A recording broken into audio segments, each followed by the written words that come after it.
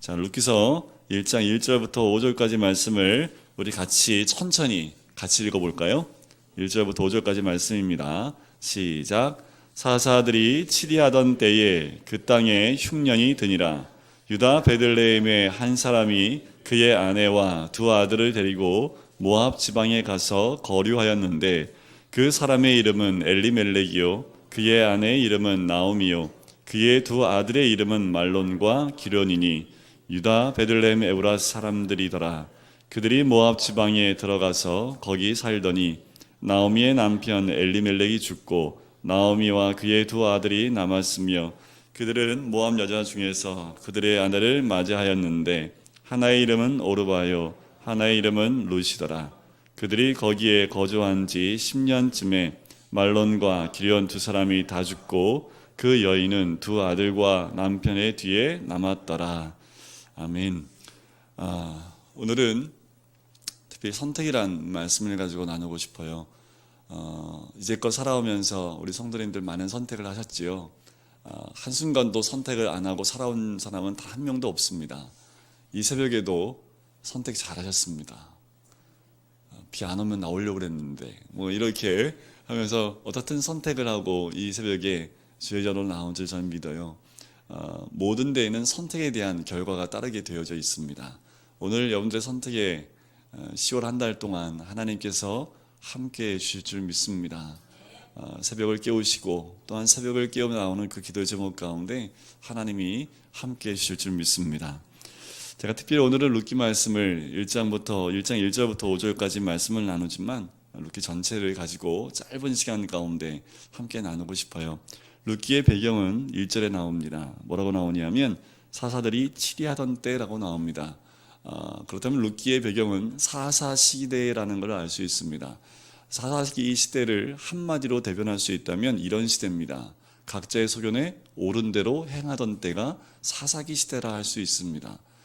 그 시대의 그 특징에 발맞추어 오늘의 주인공도 자기 소견에 옳은 대로 선택해 가는 모습을 볼 수 있어요.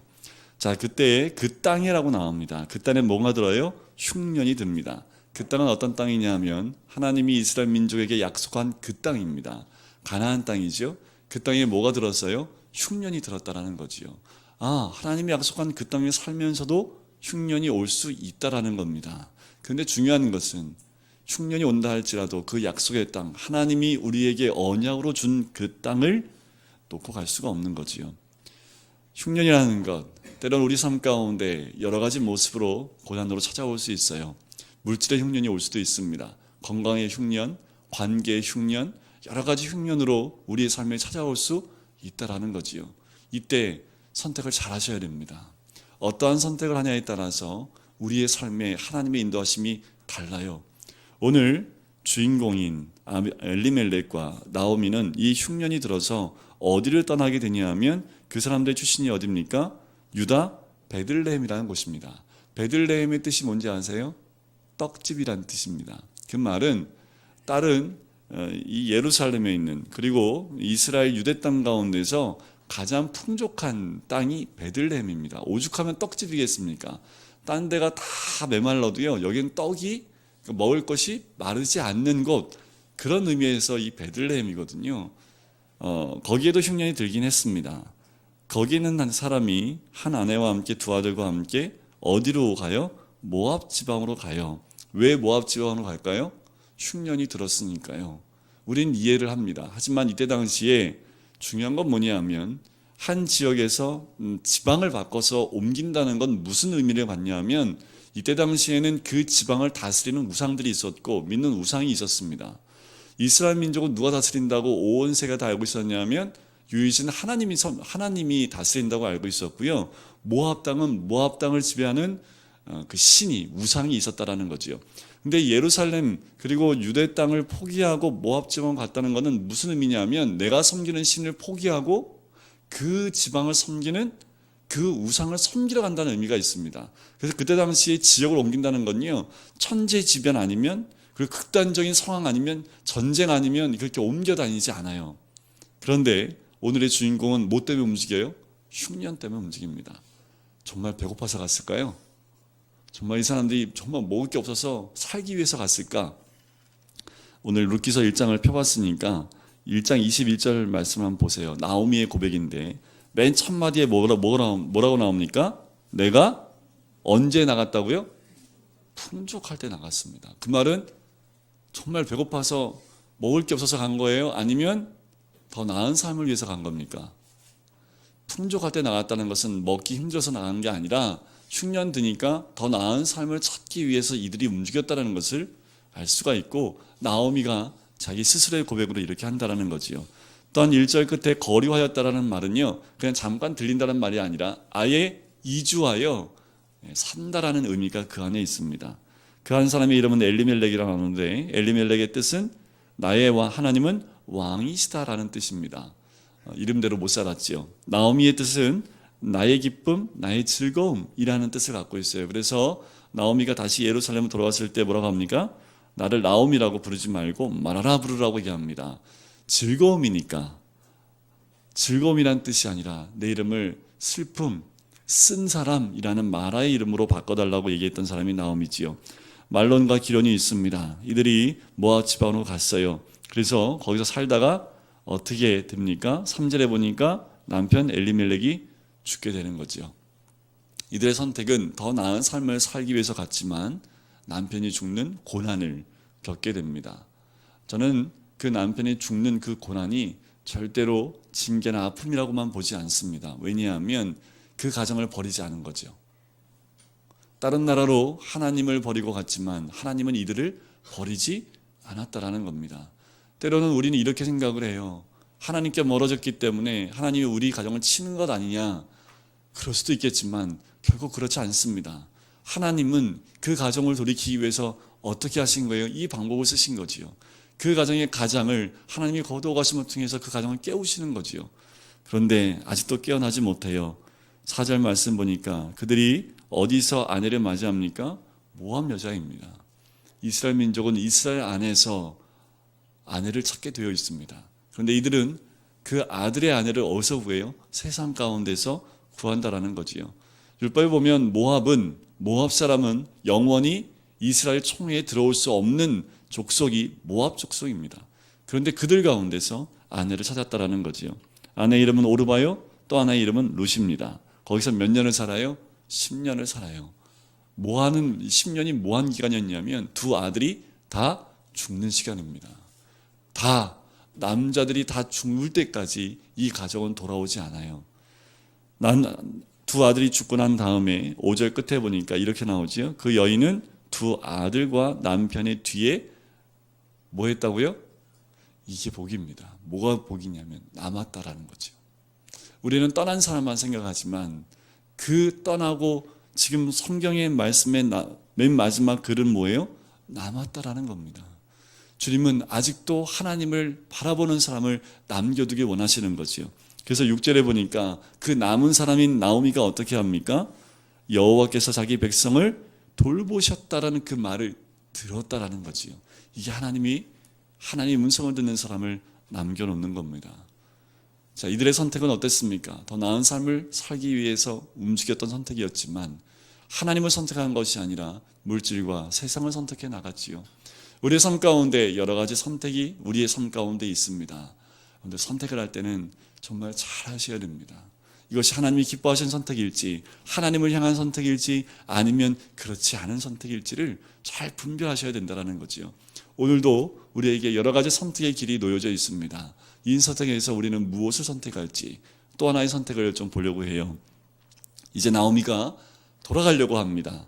그때 두 자부였던 오르바와 또한 룻도 같이 돌아가려고 하지요. 그때 나오미가 뭐라고 합니까? 너희도 아직 젊다고 얘기하죠. 이때 이들의 자부의 나이를 10대로 봅니다. 그러니까 어떻게 해요? 좀 나이 들어서도 20대 초반이에요. 이들이 예루살렘 가면 어떨까요? 모압 여인이잖아요. 그럼 이들의 삶이 뻔해요. 지금 우리나라에도 다문화 가정이 있죠.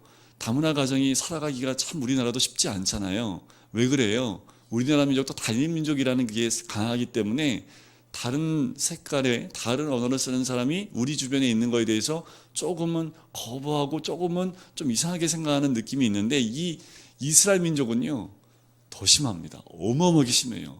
이 모압 족속은 가서 살 수도 없는 그 땅이 이 이스라엘 땅이거든요.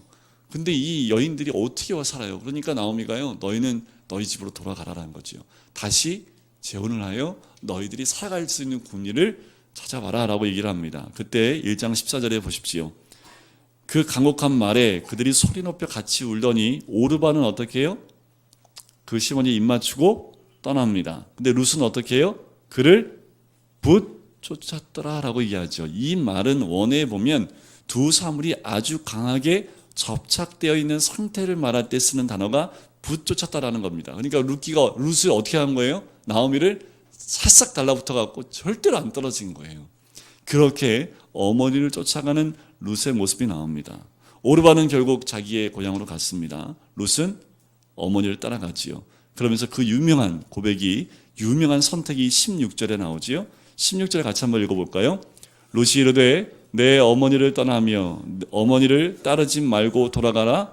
강건하지 마옵소서. 어머니께서 가시는 곳에 나도 가고 어머니께서 머무시는 곳에서 나도 머물겠나이다. 어머니의 백성이 나의 백성이 되고 어머니 하나님이 나의 하나님이 되시리니. 어마어마한 고백입니다. 이 룻의 이 고백은요, 자기의 목숨을 거는, 자기의 생명을 거는 고백이에요. 아까 말씀드렸지만 이 룻이 예루살렘이나 이스라엘에 들어가면 어떤 삶을 살지 이 여인이 몰랐을까요? 철부지 같은 이야기일까요? 절대 그러지 않습니다.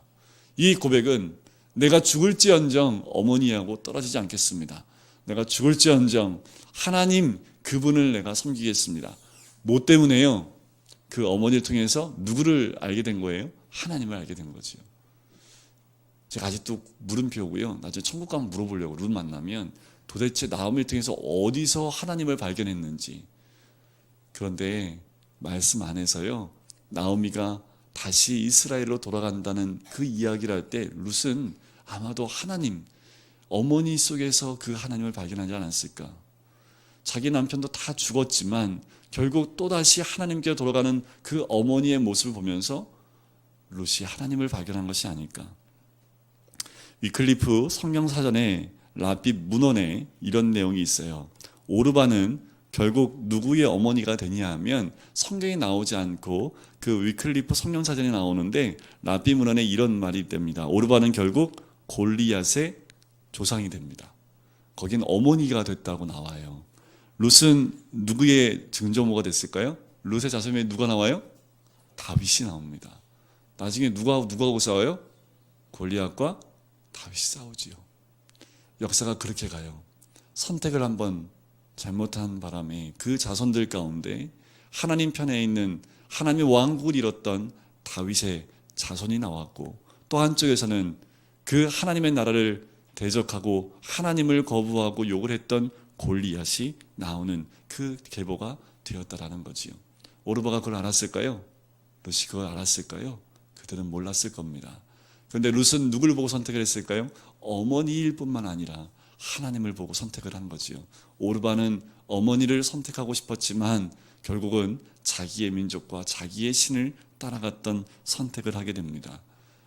이 이후에 2장부터 나오는 모든 사건들은 룻이 이삭 죽기를 해요. 살기 위해서 얼마나 힘든 과정을 겪었는지 모르겠습니다. 결론을 말씀드리면 이 선택을 통해서 4장 끝부분을 보세요. 4장 마지막에 보면 갑자기 4장 18절에 뭐가 나오냐면 뭐가 나와요? 계보가 나옵니다. 그 계보를 보시면 베레스가 나오고요. 헤스론을 낳고 헤스론은 람을 낳고 람은 암미나답을 낳고 암미나답은 나손을 낳고 나손은 살몬을 낳았고 살몬은 보아스를 낳았고 보아스는 누굴 낳아요? 오벳을 낳습니다. 누굴 통해서 낳았을까요? 마태복음 1장에 보면 보아스는 룻을 통하여 오벳을 낳습니다. 오벳은 다윗의 할아버지가 되지요. 이새는 다윗을 낳았더라 하면서 결국 룻의 선택을 통해서 룻은 누구의 족보까지 가는 거예요? 다윗 족보요. 다윗 그 족보에 또 누가 태어나세요? 예수님이요. 놀랍지 않습니까? 여러분들 오늘 우리의 선택 하나 때문에 우리의 족보 가운데 누가 태어날 수 있어요? 예수님이 태어날 수 있다니까요. 저도 믿지 않는 가정에 태어났어요. 근데 전 모르겠어요. 저희 조상들 가운데 저희 이 족보 가운데 예수님을 한번 선택했던 분이 있지 않을까라는 제 생각이 들어요. 근데 그렇다고 그거를 연구할 수는 없고요. 제 안에 그 복음이 들어왔기 때문에 느닷없이 그 복음이 들어오진 않았을 거라는 저는 그런 믿음이 있습니다. 한 번의 선택. 여러분들 우리가 갖는 그 선택에 내 자녀들의 삶이 바뀌어요. 내 지금의 선택 하나로 내 자녀들의 인생이 달라집니다. 내 손주들의 인생이 달라져요. 내 자녀들뿐만 아니라 내 뒤에 이어지는 우리 자녀들의 그 몇 대를 거치면서 그들의 선택과 그들의 삶이 달라질 수 있다라는 거지요. 그런데 이때는 닭살이 돋아야 됩니다. 큰일 날 뻔했네. 내가 그때 그 선택했으면 큰일 날 뻔했네. 아마 이 룻이 그러지 않았을까요? 좀 고생은 했지만 그때 어머니를 쫓아오지 않았으면 내 인생은 어떻게 됐을까? 그지요? 그런데 내 인생의 그 선택은 정말 여러분 우리의 삶 전체를 다 바꿔버릴 수 있는 선택이라는 거지요. 오늘 잘 오셨습니다. 여러분들의 이 새벽을 깨우는 선택은요, 절대로 여러분들 인생 가운데 절대로 후회하지 않는 인생이 될 거고요. 우리 아이들 이 새벽을 깨고 나왔는데 그 멀리서 나온 우리 아이들, 절대로 이 아이들은 엄마가 깨워서 나왔지만 이 아이들의 선택은 절대로 땅에 떨어지지 않습니다. 이들의 이 선택으로 오늘 목사한테 또 축복기도 받잖아요. 제가 마지막에 우리 아이들 다 앞으로 또 나와서 축복기도 할 텐데 이게 무슨 애들한테 인생을 바꾸겠습니까만은 모르지요. 오늘 이 새벽에 우리 아이들이 자기의 인생을 바꿀 만한 오늘 선택이 될 수도 있다라는 겁니다. 여러분들 오늘 선택 너무 잘하셨고 하나님이 웃고 계실 것 같아요. 비 오는데 뚫고 여기까지 잘 왔다. 하나님이 기뻐하실 뿐만 아니라 오늘 또한 이후의 모든 선택 가운데서 정말 룻과 같은 선택을 하셨으면 좋겠어요. 어머니 하나님이 나의 하나님이 된다는 그 선택, 그 하나님을 바라보면서 어떤 선택을 하든지 하나님이 기뻐하시는 그 선택으로 나가시는 우리 성도님 되시기를 주의 이름으로 간절히 축원드립니다. 우리 찬양하면서 기도로 나갈까요? 오늘 같이 찬양 드릴 때 보혈을 지나 하나님 품으로 가는 선택으로 나가시는 오늘 하루가 되었으면 좋겠습니다. 우리 같이 보혈을 지나 하나님 품으로, 아버지 품으로 존귀한 주 보혈이 내 영을 새롭게 하신다는 그 찬양의 고백을 올려드리겠습니다.